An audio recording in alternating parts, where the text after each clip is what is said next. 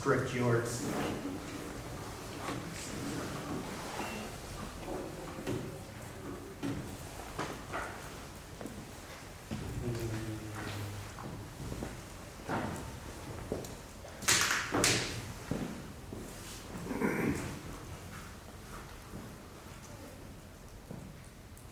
All right, thank you. Today I'm going to discuss how I've worked on projects over the years that focus on trying to develop more sustainable development opportunities over the long haul, working with national actors and local actors.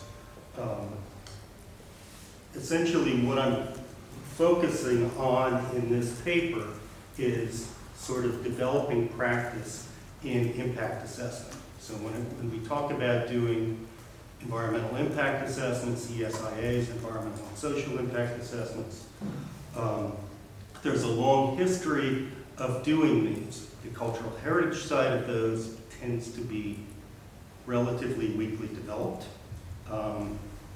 even though there has been a practice for protecting cultural heritage for a long time. Embedding that in these international studies or in these impact assessments tends to be a little bit weak. And that also is a problem because many of the national actors are also weakly developed in terms of infrastructure. When you consider that many of the projects that are being undertaken are in the developing world, the infrastructure for managing heritage often is just either not there or is just really weakly established. I'd like to talk about steps that are taken to reinforce national heritage practice through the implementation, national level cultural heritage practice through the implementation of commitments made during the preparation of an impact assessment, and specifically in what's known as the commitments phase and implementation phase. I'm going to try to demonstrate how project success is dependent on local capacity and highlight how implementation of project-based cultural heritage program can support sustainable cultural heritage programs at the national level over the long term.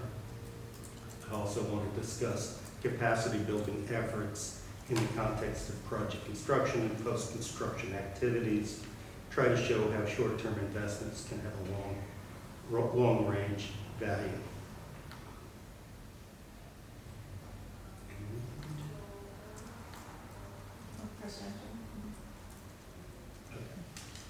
The implementation phase of a project refers to project efforts taken after completion and acceptance of the impact assessment.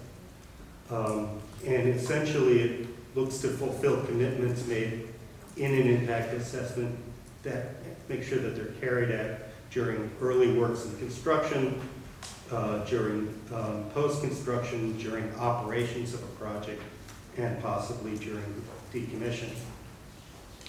These commitments are often found in an impact assessment's mitigation section of the study. Lengthy documents. We're talking usually studies that are 5 to 7 to 10 volumes in length. The mitigation section can be hundreds and hundreds of pages, and they have lots and lots of details in them. Consequently, what happens often with these projects is you develop what's known as a commitments register. You try and glean from all those things that are written about in terms of mitigation, what's specifically been said will be done to mitigate project impacts. Also, when you develop management plans, the cultural heritage management monitoring plans or a chance finds procedure, these are other details that have to be pulled together. And international lenders like the World Bank, the International Finance Corporation, the African Development Bank, the Latin American Development Banks, all of them want to see some kind of articulation, clearer articulation of the commitments. And one of the things that's really looked for is capacity building. Essentially, the question is there local capacity within national actors or local actors to actually take advantage of some of these commitments? It's all well and good to say we're going to go dig up an archaeological site. Do they have the capacity to actually store the artifacts? I recently worked on 2 years ago, worked on a project in northern Greece, a pipeline that cut across every major effort of the Ministry of Culture. In one particular effort, which is just a small administrative body, they had 15 to 20 major excavations. They generated 300 to 400 boxes of artifacts. They had no capacity within their local museum to house any of this material. I showed up and the material was sitting out in cardboard boxes in the rain. So the idea of getting stuff is all, the archaeologist in me likes to see these sites dug, but if the local museum doesn't have the ability to house the material properly, is this the right thing to do?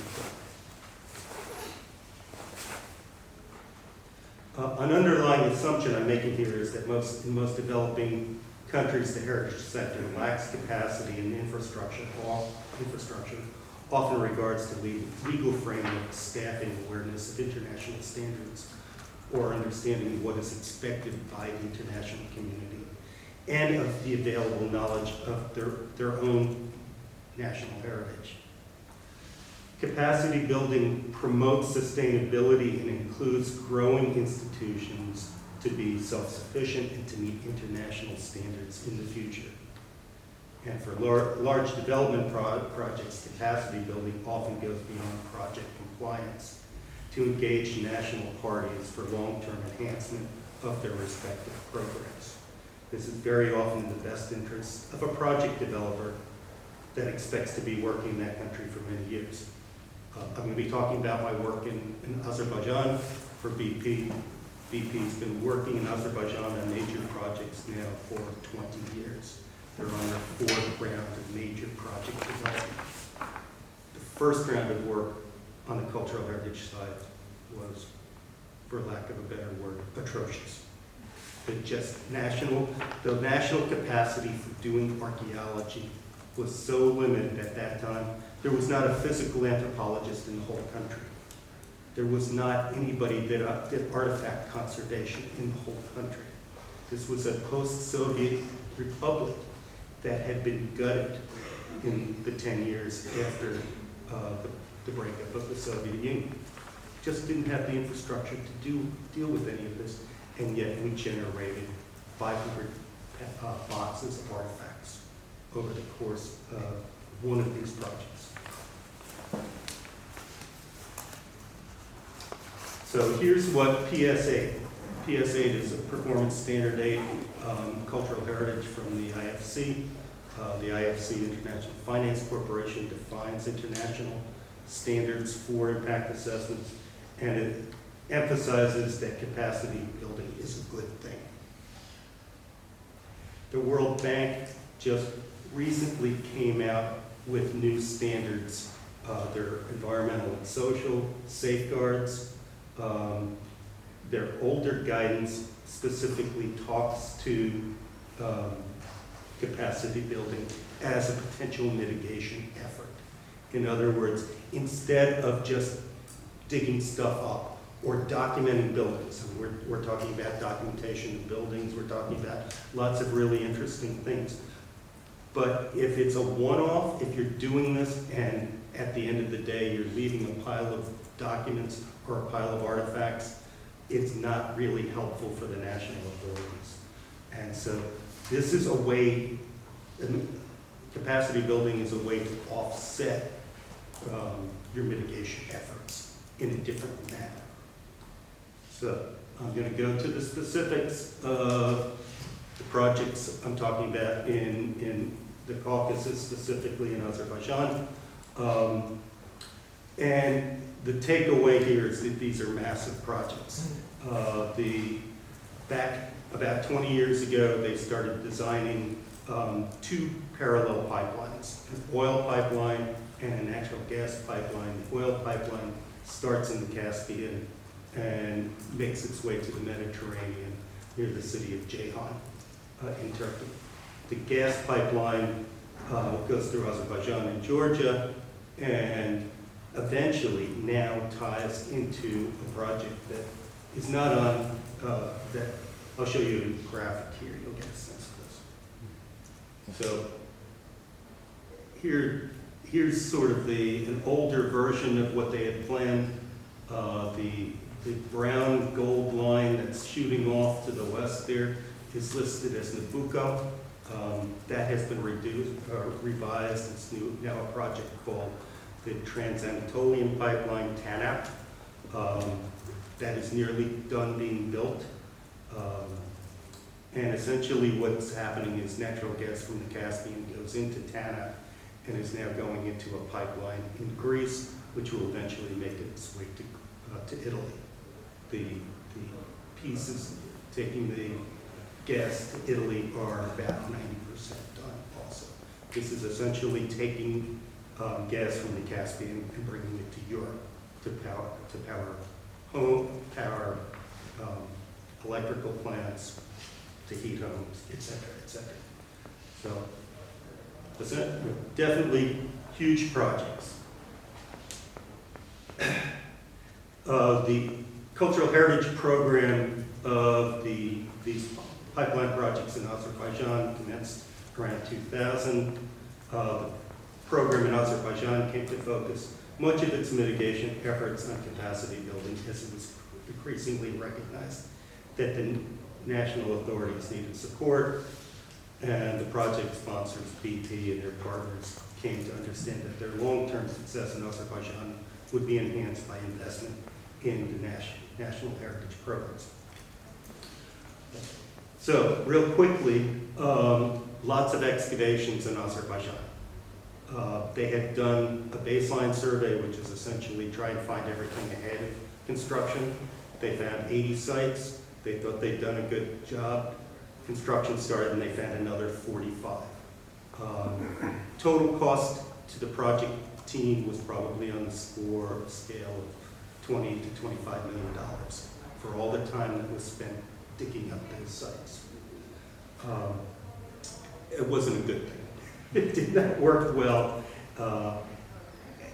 One of the things that we started to do at the tail end of the construction was figure out how to build up capacity. And so things that we undertook were to work with the national authorities to organize a conference. We just helped them rehabilitate a museum for a big slug of artifacts that were just from one particular site.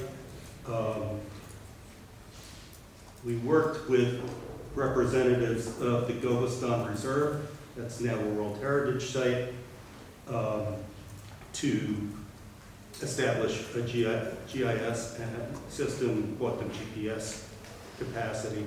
They had nothing like this in the country at the time. We helped them write monographs, we did coffee table books, etc., etc. The whole point being to enhance their understanding of cultural heritage and its management. So what were the lessons learned? We sensitized BP, the project sponsor, to the fact that there was a lot of stuff out there. BP learned that it was best to spend time at the front end of a project dealing with looking for sites as opposed to waiting until the end and dealing with them during construction. And they also decided that they needed to form in some efforts with the Institute of Archaeology there.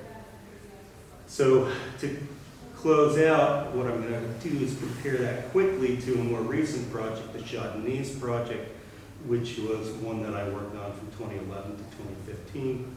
And long and short of this was that they invested heavily at the front end of the project. They had us do a very extensive baseline study. before construction started. They asked us to train the Institute archaeologists and show them how to do monitoring. And the net result of it was that they lost no construction days during the construction. They found sites, but they were able to work around them. They weren't major sites. Essentially, we had taken the risks away so that they didn't have to deal with anything significant during the construction phase. We also got them to move away from this 15th century caravanserai, that they're going to put their entrance road to their processing plant right next to this caravanserai. And I said, no, it's not a good idea. There's this sand cave in the upper right. That's a monument also, and they were going to go right through it. So, long and short, the forming in some efforts at the front end was very valuable to the project. We created a framework that has helped them the next round of work, which started about 2015. And so now there's much better capacity at the national level for managing these bigger projects. Thank you. Thank you very much.